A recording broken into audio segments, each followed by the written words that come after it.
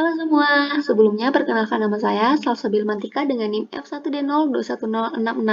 Di sini saya akan menjelaskan secara garis besar mengenai selection sort dan doubling list, dan codingannya juga, sebagai tugas responsif praktikum algoritma dan struktur data. Nah, sebelum melanjutkan langsung ke video codingan, sebaiknya kita mengetahui terlebih dahulu apa sih selection sort dan apa sih doubling list, bagaimana bentuk codingannya, dan bagaimana cara kita mengimplementasikannya. Jadi mari kita bahas. Nah, di sini saya telah membuat PPT secara garis besar mengenai apa yang akan saya bahas, jadi tetap menonton ya. Nah, secara garis besar, doubling list adalah linked list dengan node yang memiliki data dua buah reference list. Biasanya disebut dengan next dan pref atau sesudah dan sebelumnya, yang menunjuk ke node atau simpul sesudah dan sebelumnya juga. Nah, selection sort. Selection sort ini adalah metode pengurutan dengan mencari nilai data terkecil mulai dari data di posisi 0 hingga di posisi n-1. Nah, jadi maksudnya ini prosesnya juga bisa disebut dengan ascending dan descending ya guys. Untuk selanjutnya, kita kan bingung nih bagaimana cara pengimplementasiannya dalam program. Jadi, gimana ya bentuk programnya? Ayo kita lihat programnya. Jadi di sini saya akan mencoba untuk menjelaskan secara garis besar mengenai code yang telah dibuat. Di sini sebelumnya saya telah menggunakan atau memakai code class node. Di sini menggunakan atau mendeklarasikan node next dan pref. Node next dan pref ini merupakan simpul dari next dan pref, yang dimana istilah dari next dan pref ini merupakan istilah yang sudah tidak asing lagi dalam doubling list atau dalam linked list. Nah, selanjutnya terdapat juga pendeklarasian string nomor dan string mahasiswa. Pendeklarasian ini ditujukan untuk di mana nomor menunjukkan nomor induk dari mahasiswa itu sendiri, dan mahasiswa ini ditujukan untuk untuk menunjuk nama dari mahasiswa itu sendiri. Nah, selanjutnya terdapat pendeklarasian dari konstruktor berupa parameter dengan tipe data string, nomor, dan string mahasiswa menggunakan this. Nah, penggunaan dari this nomor dan this mahasiswa ini tentunya digunakan untuk melakukan pengaksesan objek guna menghindari kesalahan akses bila suatu metode memiliki nama atau nilai yang sama begitu. Nah, selanjutnya terdapat juga kelas respon, di mana pada kelas respon ini tentunya terdapat fungsi-fungsi atau metode-metode yang akan dideklarasikan.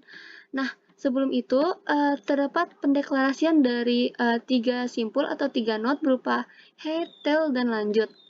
Nah, secara garis besar terdapat juga pendeklarasian mengenai fungsi dari add yang yang di dalamnya terdapat parameter berupa nomor dan mahasiswa. Terdapat juga statement if, di mana apabila head itu bernilai 0 atau kosong, maka dapat dipastikan bahwa head sama dengan tail sama dengan baru, di mana baru tersebut merupakan variabel yang baru saja ada begitu. Nah, selanjutnya jika head ini tidak bernilai 0, maka head ini tentunya bernilai dari variabel yang baru masuk, di mana tentunya antara head dan tail ini memiliki nilai yang berbeda begitu. Nah, selanjutnya terdapat fungsi dari print. Fungsi dari print ini merupakan fungsi untuk menampilkan data-data yang telah dimasukkan pada fungsi dari add sebelumnya, di mana pada pendeklarasian ini terdapat perulangan while, di mana jika variabel atau simpul dari lanjut ini tidak berisi 0, maka program akan otomatis menampilkan nomor induk dari mahasiswa dan namanya yang dimana sebelum dilakukan pengurutan begitu. Pada pendeklarasian print ini juga pengurutannya juga terlihat berdasarkan huruf paling awal begitu. Nah, Selanjutnya, terdapat juga fungsi backward. Fungsi backward ini merupakan fungsi kebalikan dari print, di mana print melihat atau melihat dengan melakukan pengurutan dari awal, sedangkan backward ini melakukan pengurutan dari akhir begitu. Karena dilihat dari apa? Dilihat pada di mana pendeklarasian lanjut ini sama dengan lanjut .pref, di mana jika data sudah berada di ujung atau detail, maka tentunya data akan melihat ke node-node sebelumnya. Nah, selanjutnya adalah fungsi dari ganti dengan parameter x dan dengan parameter node x dan y. Fungsi dari ganti ini tentunya berguna sebagai pembanding antara dua buah node yang terdapat pada parameter dengan tipe data string berupa mahasiswa dan umur. Tentunya dengan melihat apakah data tersebut sudah sesuai atau belum ketika dilakukan penempatan posisi dalam fungsi-fungsi penampil data berdasarkan nama dan data yang lain begitu. Nah, selanjutnya terdapat juga pendeklarasian dari fungsi banding nomor dan banding mahasiswa. Secara garis besar memang fungsi dari banding nomor dan banding mahasiswa ini terlihat sama begitu ya, atau tidak, atau terdapat beberapa perbedaan dalamnya, di mana di sini terdapat statement atau perulangan while, di mana jika lanjut ini tidak sama dengan 0, maka program akan otomatis melakukan pendeklarasian berupa fungsi compare to. Nah, fungsi compare to ini merupakan fungsi yang digunakan untuk membandingkan dua buah string apakah bernilai sama atau tidak. Jika sama, maka compare to akan menghasilkan 0. Karena di sini pendeklarasiannya bahwa tidak sama dengan 0, maka tentunya fungsi akan melakukan pendeklarasian berupa nilai lebih dari 0 begitu. Nah, lanjut lagi pada kelas main. Nah, pada kelas main ini merupakan kelas utama atau kelas inti untuk memanggil fungsi-fungsi yang telah dideklarasikan sebelumnya guna menampilkan hasil atau output yang diinginkan begitu.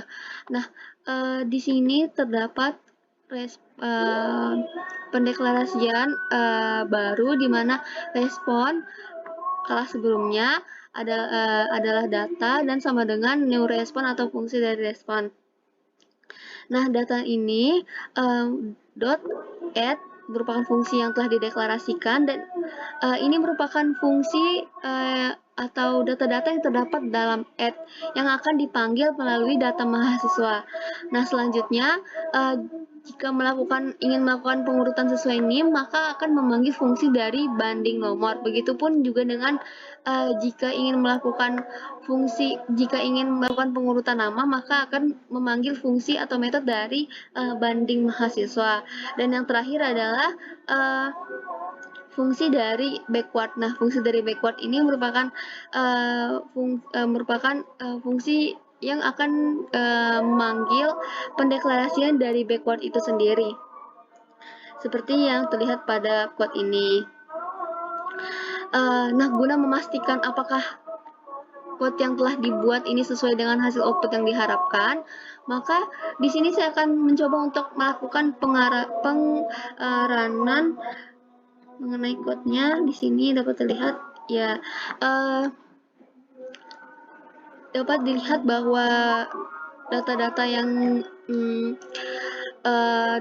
yang diharapkan ini sesuai dengan hasil output dari soal begitu. Mungkin sekian dari saya. Mohon maaf apabila ada kekurangan. Assalamualaikum warahmatullahi wabarakatuh.